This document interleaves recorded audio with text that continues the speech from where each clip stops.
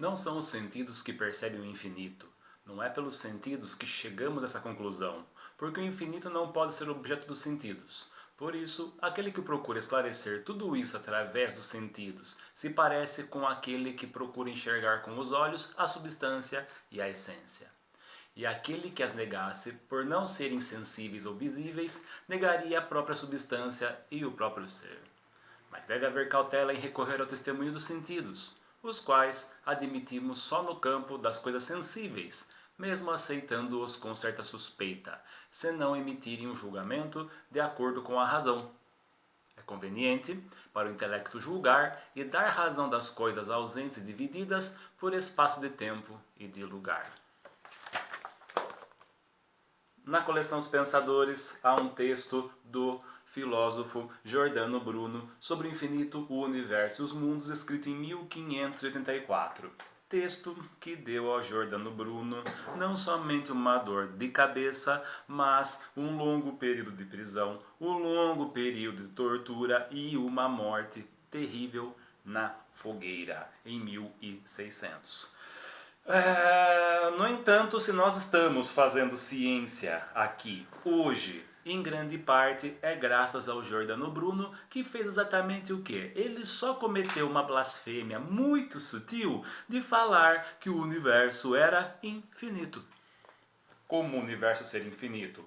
Há o cosmos, há o universo finito, o planeta finito, mas depois do planeta existe um limite, depois desse limite está os céus, onde está Deus, anjos, Jesus, a Virgem Maria, e é inadmissível você falar que exista um universo que é infinito. Se há um universo que é infinito, onde está Deus? Atrás de um planetinha? Atrás da Lua? Atrás do Sol? Esse cara é maluco.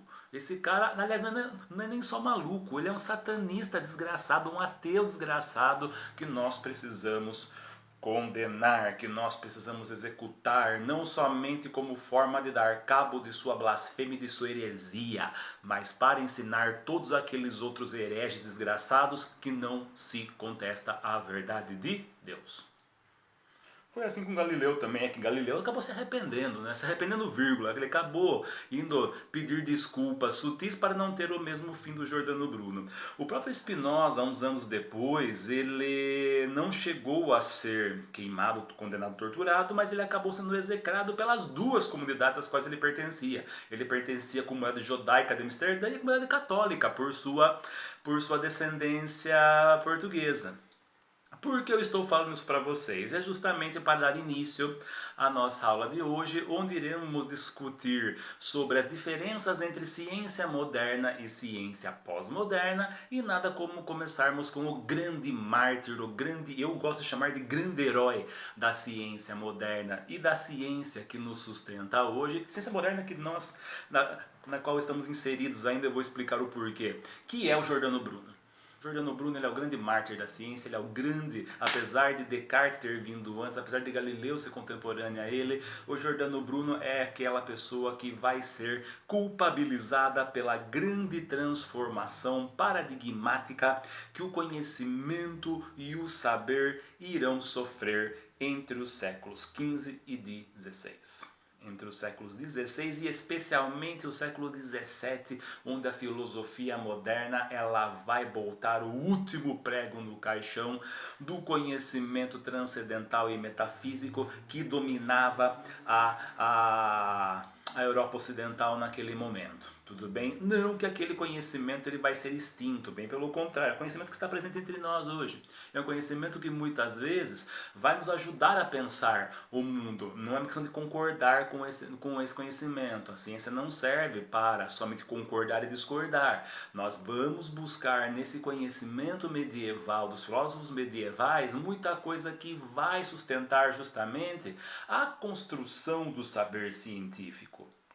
Mas o que nós estamos pensando é justamente no que diz respeito ao dogmatismo que se transforma em uma prática social, uma prática política e uma prática moral. É esse tipo de conhecimento, e é esse tipo de conhecimento dogmático que se impõe como exercício de poder que o Foucault sugeria lá no Vigiar e Punir, por exemplo. É esse conhecimento esse conhecimento dogmático e ditatorial que vai ser enterrado de vez com Giordano Bruno e com os filósofos modernos do século XVII. Antes já tinha havido Descartes que já havia declarado que tinha que haver a separação entre Deus e o conhecimento do mundo. Descartes não duvidava da existência de Deus e nem duvidava da afinidade do cosmos, diferente do Giordano Bruno, mas o Descartes ele já havia feito a separação.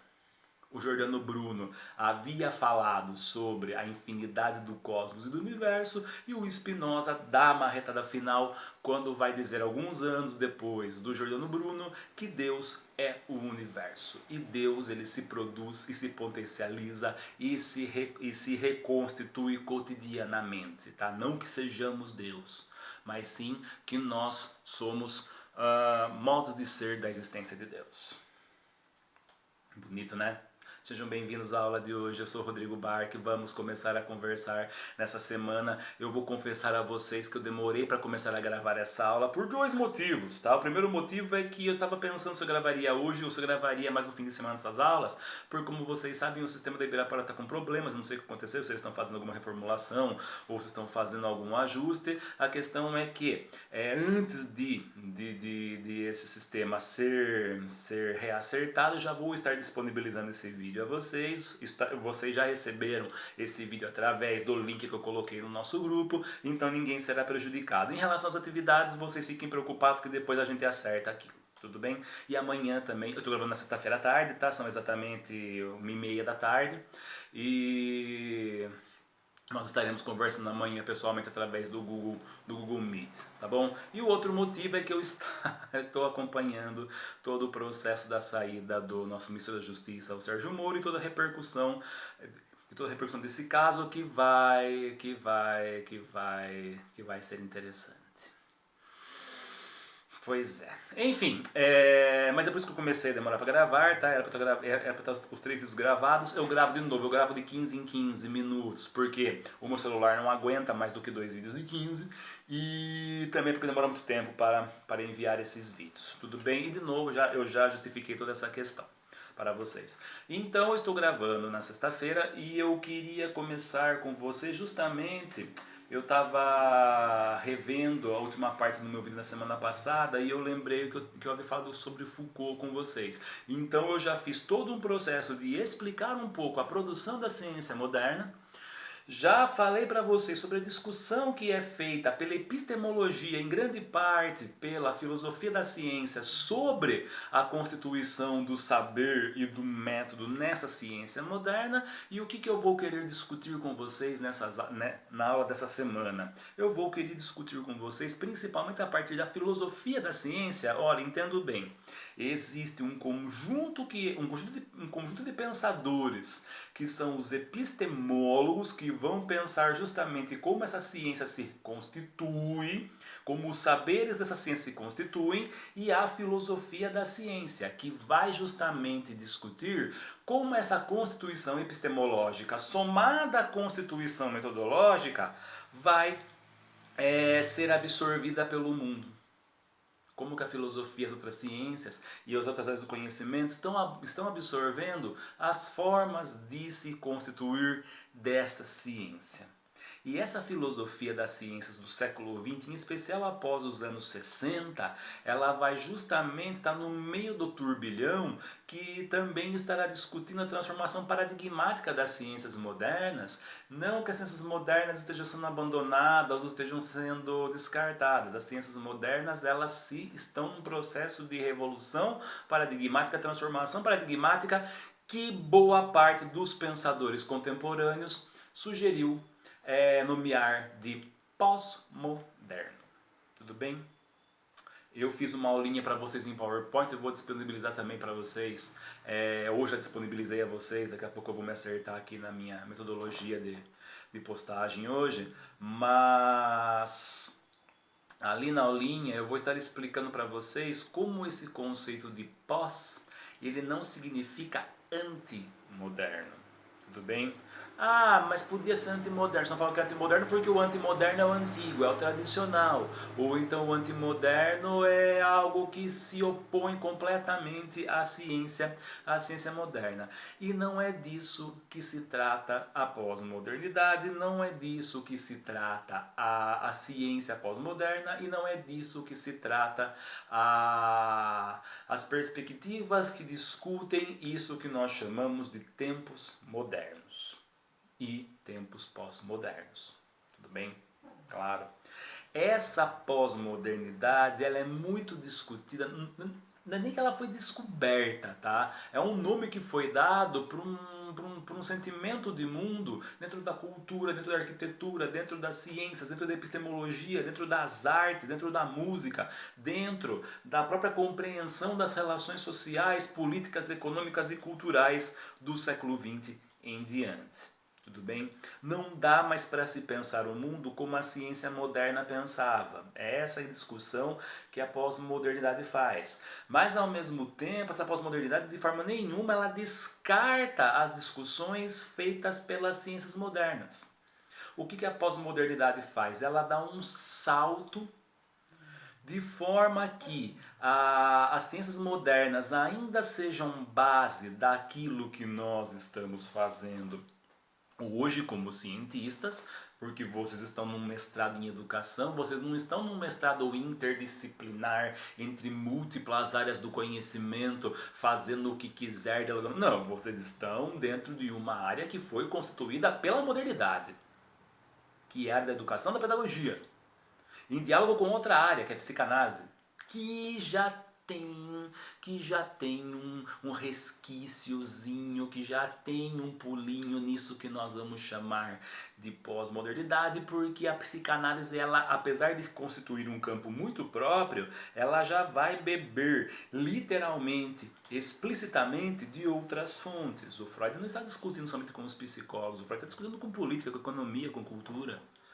E é isso que vai caracterizar as ciências pós-modernas. Ah, está dizendo então que tanto a psicanálise, que recebe essas influências, quanto o marxismo também, já que Marx ele é um pensador que discute economia, jornalismo, política, filosofia, eles são pós-modernos? Não, não podemos chamar psicanálise e marxismo de pós-modernos, mas eles são métodos de pensar que vão permitir aos filósofos da ciência do século XX criar a ideia de pós-modernidade. Tudo bem? Então não confunda as coisas. O marxismo não é pós-moderno. Se chamar de marxista de pós-moderno, eles vão dar um cacete em vocês. Não chame marxista, não chame psicanalista de pós-moderno. Os caras vão dar um cacete em vocês. Eles são pós-modernos. Bom, mas não se trata disso. É brincadeira, não se trata disso. Mas se trata justamente que a partir da abertura que essas áreas deram no diálogo, num diálogo transversal com outras áreas, que outras áreas também começaram a fazer essa ampla conversa e essa possibilidade de pensar o mundo como pós-moderno, como multiplicidade, pluralidade, antidogmatismo, ela foi possível. Então nós precisamos entender o quê? Precisamos entender os processos através dos quais há essas rupturas, nós precisamos entender os processos através dos quais existem essas diferenças paradigmáticas para pensarmos o hoje. Por que é tão difícil estudar hoje? Por que é mais difícil estudar hoje do que era estudar no século XIX? É porque o conhecimento acumulado hoje ele é absurdo. Reclama-se muito que há muitas especialidades ou especializações e ninguém sabe nada além daquilo que estuda. Somente aquilo que estuda.